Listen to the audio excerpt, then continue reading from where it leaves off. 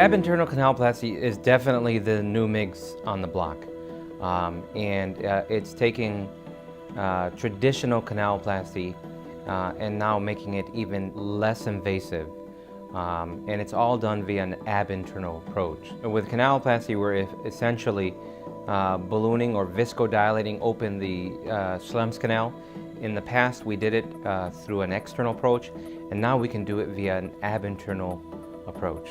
Whenever I seriously consider a procedure, I always want to kind of think about what the procedure is trying to accomplish. Unlike any other MIGS that is out there right now, ab internal canaloplasty actually is what I call a comprehensive MIGS surgery.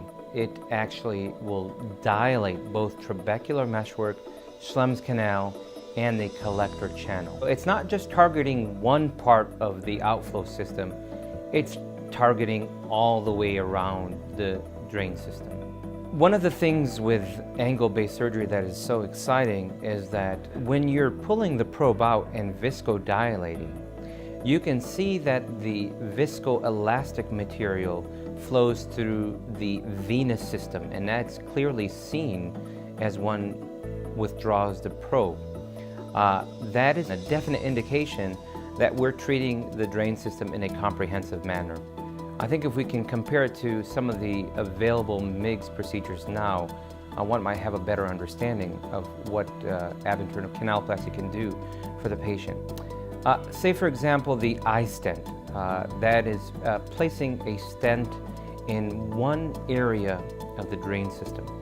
And you're hoping that that stent is adjacent to perhaps a collector channel that's open. Now currently, we don't have a diagnostic modality to tell us where the maximal site of resistance is.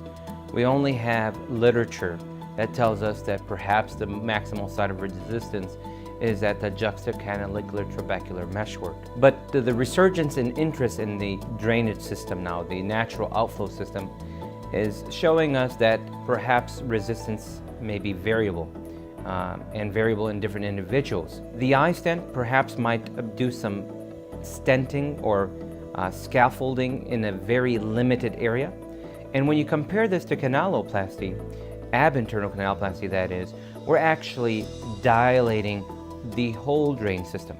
So there's no guessing of what you are viscodilating or opening up. It's the whole system itself. Whereas with the eye stent, perhaps one has to hope that it's first and foremost a proper insertion of the eye stent and that it's near a collector channel in order to potentially get a pressure lowering effect. Aquasys is a device that's placed via an ab internal approach, but unlike the other MIGS procedures that are either currently available or that are now being studied, the Aquasys involves creating a bleb under the subconjunctival space.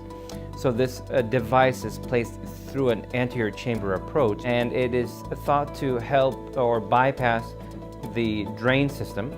So it will allow aqueous to go through this small device, bypass the natural outflow system, and into a subconjunctival reservoir. We are using the Aquasys with anti-metabolites. So we're back to potentially issues that one has with bleb-related mitomycin C complications.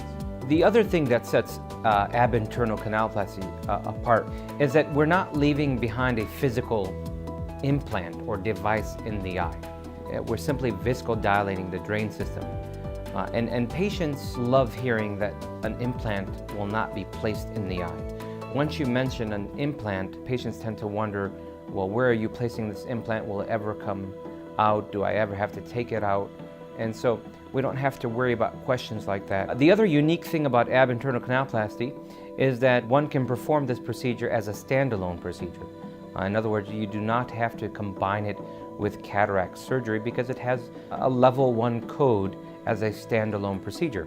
So in my practice, ab internal canaloplasty can be done on phakic patients, it can be done on pseudophakic patients, and on patients that I will combine it with cataract surgery. Ab internal canaloplasty has changed my treatment paradigm in that it used to be traditional canaloplasty as my go-to procedure. Now it is ab internal canaloplasty. If I can save manipulating the conjunctiva or fashioning scleral flaps, I absolutely will do so. And so it is right there at the beginning of my glaucoma armamentarium.